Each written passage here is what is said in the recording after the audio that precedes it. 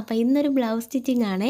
അതിന് വേണ്ടുന്ന മെറ്റീരിയലും അതിൻ്റെ ലൈനിങ്ങും നെക്കിലും സ്ലീവിലും ഒക്കെ വെക്കാനുള്ള മെറ്റീരിയൽസൊക്കെ കസ്റ്റമർ തന്നെ വാങ്ങിക്കൊണ്ട് വന്നിട്ടുണ്ടായിരുന്നു. അപ്പോൾ അതേ നമ്മുടെ കട്ടിങ്ങിന് വേണ്ടിയിട്ട് വരച്ച് റെഡിയാക്കി വെച്ചിരിക്കുകയാണ് കേട്ടോ. അപ്പോൾ ഇതൊരു കട്ടോരി ചോളിയാണ്. അപ്പോൾ കട്ടോരി ബ്ലൗസിന് വേണ്ടുന്ന കട്ടിങ്ങുകളൊക്കെ കുറച്ച് കൂടുതലായതുകൊണ്ട് തന്നെ അതിൻ്റെ പാറ്റേണൊക്കെ വെട്ടി കുറച്ച് അഡ്ജസ്റ്റ് ചെയ്ത് നമുക്ക് ക്ലോത്തൊക്കെ കുറച്ച് അഡ്ജസ്റ്റ് ചെയ്തെടുക്കണം കേട്ടോ. കുറച്ച് അത്യാവശ്യം 1.25 മീറ്റർ ഉണ്ടായിരുന്നെങ്കിലും കട്ടോരി ചോളി നമുക്ക് ക്രോസ് പീസൊക്കെ ഇട്ട് തയ്ക്കണമെന്നെങ്കിൽ കുറച്ച് അഡ്ജസ്റ്റ് ചെയ്ത് കട്ട് ചെയ്യണം. അങ്ങനെ കട്ടിങ്ങും സ്റ്റിച്ചിങ്ങും ഓവർലോക്കിങ്ങും ഒക്കെ ഇവിടെ കഴിഞ്ഞ ശേഷം നെക്കിലും സ്ലീവിലും ഒക്കെ ഉള്ള സംഭവങ്ങളൊക്കെ വെച്ച് പിടിപ്പിക്കുകയാണ് കേട്ടോ. അപ്പോൾ സ്ലീവിൽ ഈസി ആയിട്ട് വെക്കാൻ പറ്റി, കാരണം അതിന് കുറച്ച് സ്പേസ് ഉണ്ടായിരുന്നതുകൊണ്ട് വെക്കാൻ പറ്റിയാണ് കേട്ടോ ഈ ഒരു ഹാങ്ങിങ്സൊക്കെ.